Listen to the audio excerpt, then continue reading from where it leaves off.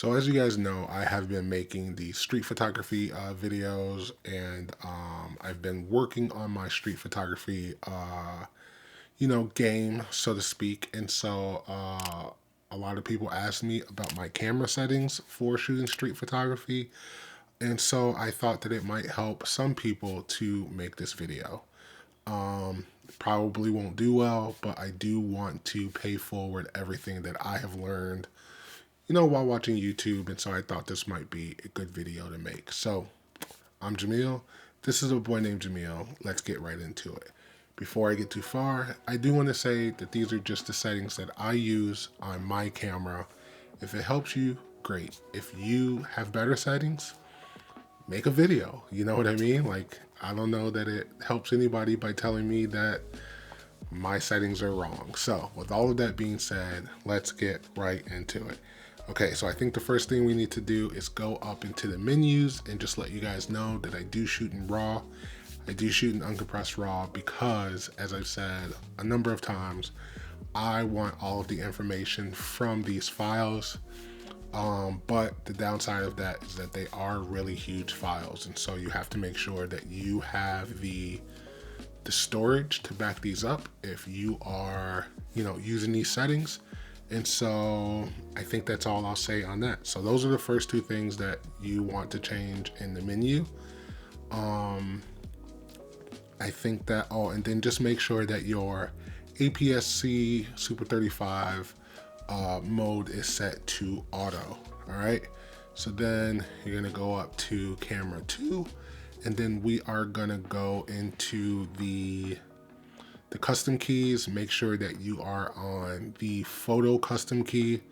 I don't remember if on the A7R4 that it lets you set up different custom keys for photo and video, but let's just talk about custom keys for photo. Oops, I think I went to video. Let's make sure we are in the right one. All right, custom key for photo. All right, so there's only 3 buttons that I want to focus on. Number 1, APS-C is set to my custom button 1, and then what's the word that I'm looking for? The digital zoom is set to 2. Now that's unimportant if you are shooting in uncompressed RAW, but if you are shooting in JPEG, there is a digital zoom that will essentially zoom up to 1.7. So it essentially gives you it essentially turns your prime lens into 3 different focal lengths. So if you're shooting at 24, if you shoot in Super 35 mode, you'll shoot somewhere close to 35. I think it's like 34 or something like that, or 36. And then you can get an extra 1.5 zoom. I made a video on it. I'll link it if I remember to. So that's the first button that you want to change. The second button that you want to change is button number 1. This is your joystick. I have it set to focus standard, and essentially what that does is if you have your cursor and it's like somewhere else, not in the middle, if you just press down on it, it'll change it to the middle. And then the last thing that I want to change is button number 3, which is the AF on button here, this huge button right here. I essentially have it to be my focus, my AF on focus, and so essentially I've set my camera to back button focus. That way I don't have to half press the shutter to focus. I can just back button focus and then hit the button to take photos. That works for me. I don't know if back button focusing works for everybody, but that's just how I have my camera set up. And someone asked me about my settings. So here it is in practice, all right? I think that's everything. That's everything in the menus. The only other things that's important is I have my drive mode set to high plus. The reason is because when I'm out shooting street photography, I do want to try to get as critical focus as I possibly can. And if I shoot in bursts of 5, then I know that one of them will at least be critical focus. Obviously, AFC continuous. And then my focus area, I have it set to the tracking. and I have it set to large. And essentially what that allows me to do is, all right, so I have my camera here, and here's Donatello, right? If I focus on Donatello and it holds, then I can track him around the entire field of view.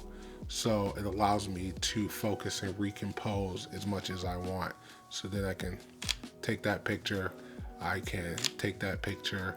If I want to give them some headspace, I can take that picture.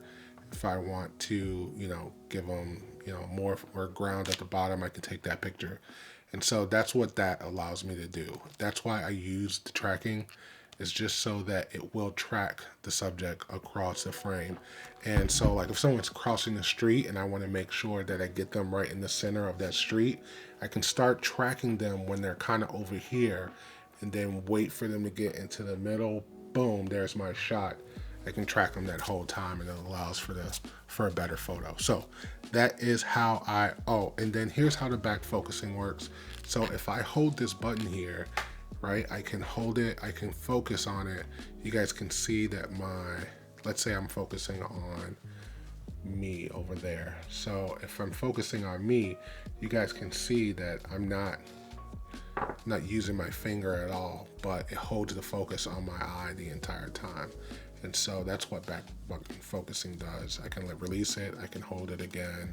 And so I think that works out for me best. Maybe it doesn't work for you, I don't know.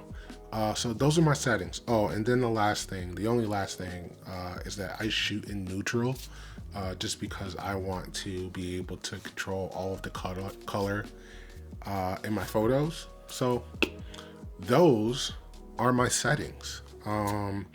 I don't know that there's a whole lot more to talk about. I shoot in 5500 Kelvin because that's daylight. I think that that's the most natural way that our eyes see everything. So if we walk into anywhere, if I'm anywhere and I walk in and the lighting is tungsten and I see something that looks really good to my eyes, I want the lighting to be in tungsten when I take the photo. Like I want it to be that natural. I want to have those natural colors. I want it to look the way that, it looked to my eyes when I take the picture. And so that's why I shoot in 5500. That works for me. It may not work for everybody else. I know that, shooting in auto will probably work for more people, but that's just me. Those are my settings. I hope that this helped somebody. If it didn't, I'm sorry. If you think that your settings are better, let us know down in the comments or make a video. Also, I do want to say that these settings, you can, set up your new cameras in the same way. All of those settings are available for the new cameras, the A7 IV, A7R5, A1, A3, all of those ones. But it's just in different places in the menu settings. So I don't know. If you like this video and you want me to do it on a new camera, I'll be happy to do it on my A7 IV. Just let me know down in the comments.